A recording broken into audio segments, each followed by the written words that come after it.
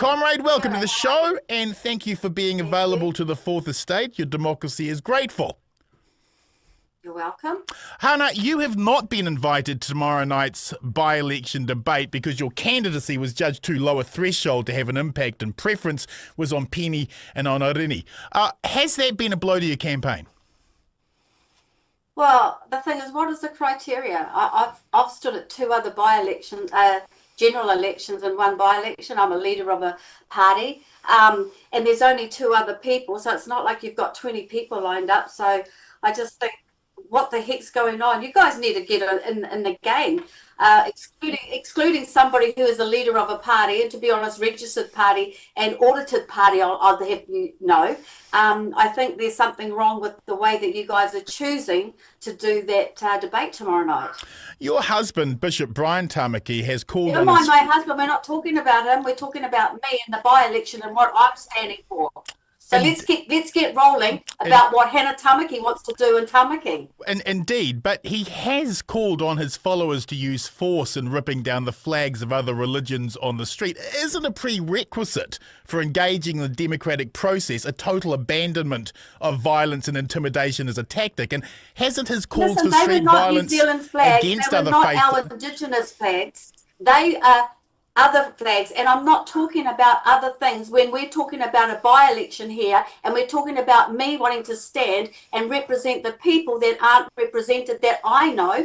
And I think too, people say to me, you don't speak the real. Well, I know that there are lots of people that don't speak the real, but it doesn't mean you don't have a heart and a passion for our people. So I'm not talking about my husband or anything else. Actually, he didn't even know I was doing this Zoom until about 20 minutes ago.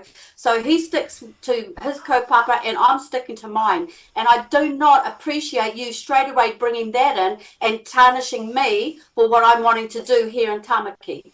I'm not saying Destiny Church are Christo-fascist brown shirts, but attacking other faiths on the street does make them look like brunette blouses, doesn't it? Can you honestly claim their appalling actions don't reflect upon you as a candidate? No, they don't. Because I'm standing for people, for everyday people, for urban Māori, and I'm going to stand up very strongly for the wahine, because I think that it's important that they have a voice, and there's nothing wrong with having a faith, whether we do things differently. Now, those flags that were ripped were not Catholic, Anglican, or any of those types of faith. They were foreign faiths. And so we're talking about what we can do in New Zealand. Now, straight away, you bring that in because you want to put me in a category of being, I don't know, whatever you want to do. But reality is, I'm here because I believe that I can help everyday people, families. I've worked 27 years here in Auckland, 40 years with people, and I don't think anyone can dispute the fact that I have a heart actually for the whānau. Okay, well, I mean, God willing, there will be a miracle at the ballot box on September the 6th. And let's say you win the election. What would Tamaki Makaurau be like under Hannah Tamaki? Well, I think for people that actually genuinely know me for who I am, there's an echo going, but I don't know where that's coming from. But know that I do have a heart for people. I'm very genuine. I can actually work with anybody. I think that working together is far more important than dividing people. And I even also believe that working with our Pacifica people is important, and Auckland is the largest Polynesian city in the world, so why wouldn't we include me working alongside our Pacifica people as well as our Māori people, our rangatahi? And I helped establish a school 20 years ago. I've helped set up 2 early childhood centres, a medical centre. Now, anybody that disputes the mahi that I do has actually got their head far up their own butts and not looking for reality. And the thing is, I've done these things voluntary. I work alongside other organisations, young youth groups. I'm encouraging young people to get out there and register to vote. Now, those are the sorts of things that you've got to do to help people understand that to have a voice, for the Māori to have a voice, is about including all sorts of different, whether you speak te reo, whether you're engrossed in your culture. I think the most important thing is that you do have a heart for actually people and wanting to help people. So that's my kaupapa, and I'm sticking to it. If you were the winner of the by-election, would librarians have anything to fear from Destiny Church members attacking their local library? No, librarians would not. It's when people want to go and influence young children. Now, here we go again. You're deliberately trying to cast me in a picture. But look, I can go to the library, I can go to the council building, I can go to the tax department, I can go to the bank, and no one feels threatened by me. So half the time I think you're just trying to throw a whole lot of ugliness up here, Martin. Be fair in your question. Are you going to talk to Penny like this? Are you going to talk to Irene like this? Well, I don't think Penny or Irene have called for violence on the street, whereas your partner has. I've never called for violence on the street either. So what but your partner has. No, I have not. If you were the winner of the by-election, would you ban any books in our libraries? Well, it all depends what sort of books you're talking about. If they're demonic books, well, yes, I may. But I don't know. I'd have to find out what sort of books. But I would not ban Māori language books or books that teach children the right ways of family or anything like that. So, no, I think that it's important that children do actually learn to read. I think that our language is important. If you were the winner, would the flags of other faiths be allowed in Auckland? Well, that's not up to me. That's what the councils decide, don't they? Well, I mean, sure, but as a representative of Tamaki Makaurau. Here we go again, Martin. Get a grip and start asking me decent questions, things that will actually work. I'll tell you what I'd like to do. The first thing I'd like to do is move all those bike racks in Auckland where cars are getting damaged because they're running it. I don't even see any cyclists riding on those bike tracks. So that's the first thing I want done in Auckland, is get rid of those things, because you're taking up parking spaces, you're damaging cars, you're not working for the people. And look, around South Auckland, I don't see anybody riding a bicycle. So those things to me are far more important than what you're trying to talk to me about tonight. Well, I don't appreciate your questioning. Most people don't. If you were the winner, should the rainbow community of Auckland have anything to fear? No. Do you know what? I've got a gay sister, gay niece, gay nephew.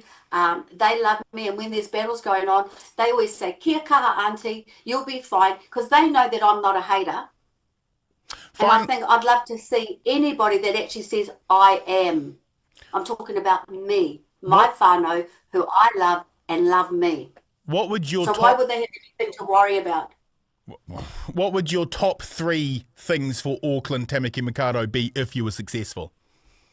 Well, I think family, young people, employment, and getting an understanding where our young people are taught that to have dreams again, to have visions again, to have hope again is important. We used to say back in the 70s, I can't wait till I get a job and I can buy a house.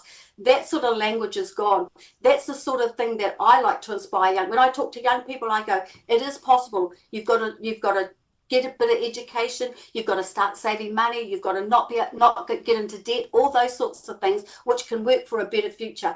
Now, when you see governments now, do they ever put family policies? No, they don't. And because I work on the ground with people for 27, 40 years, I started when I was 18 years old working with people, and I'm going to be 45 this year, and I'm still doing the mahi, and I'm still encouraging people, and I'm still giving hope. So I'm not going to ever stop that, regardless of whether I win or do not. I will continue to do the mahi. I will continue to be passionate.